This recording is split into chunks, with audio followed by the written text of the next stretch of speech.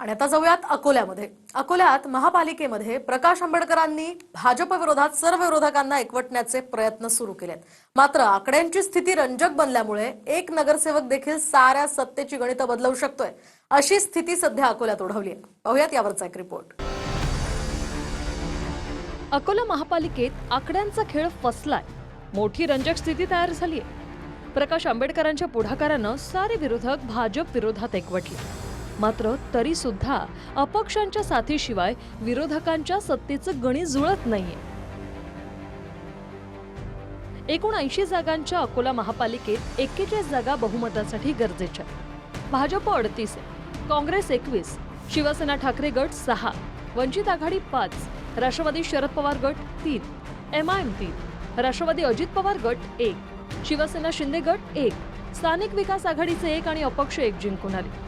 हे सारं अकोला महापालिकेचं चित्र आहे। भाजपला बहुमतासाठी 3 जागांची गरज आहे।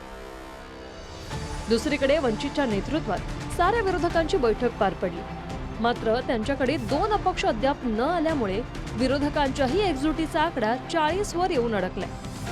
तर अपक्ष 2 नगरसेवकांमध्ये एक भाजप बंडखोर आशिष पवित्रकार, तर दुसरे अपक्ष भाजप पुरस्कृत चांदभोजा चौधरी नगरसेवक आहे। आता समजा हे दोन्ही अपक्ष जरी भाजपकडे गेले तरी भाजपचा आकडा 40च होतो, म्हणजे बहुमताला 1 जागा कमी पडते। आणि हे दोन्ही नगरसेवक तटस्थ राहिले तर आंबेडकरांच्या विरोधी आघाडीचाही आकडा 40च भरतो।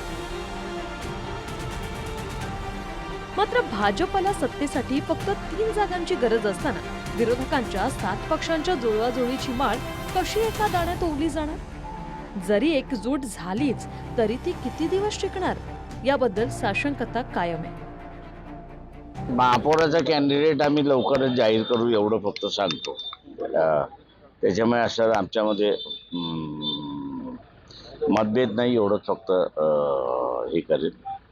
किरकोळ ॲडजस्टमेंट जे आहेत त्या किरकोळ ॲडजस्टमेंट झाल्या की आम्ही सगळंच 5 वर्षाचा आमचा कारभार कसा असणार तो जाहीर करू त्याच्यामध्ये। आजच्या तारखेमध्ये भाजपकडे 38 संख्याबळ आहे, कारण की त्याच्या व्यतिरिक्त सर्व पक्षीय काल बैठकीत उपस्थित होते, अपक्ष लोकही उपस्थित होते। एक प्रकारचा तो ट्रॅप असतो, त्या ट्रॅपमध्ये ते बघतात कोणी फसते का, परंतु मला तरी वाटतं की आजच्या तारखेत त्यांच्याकडे 38च्या वर संख्याबळ नाही आहे। ते आज बसणार, आपण अद्यापर्यंत वेळ तारीख अद्यापर्यंत कळवल्यानंतर बैठक करू। काही फरक पडणार नाही। भारतीय जनता पार्टी 38 घेऊन सर्वात मोठा पक्ष आहे आणि त्यामुळे भाजपाचाच महापौर होईल। गणेश सोनोने, TV9 मराठी, अकोला।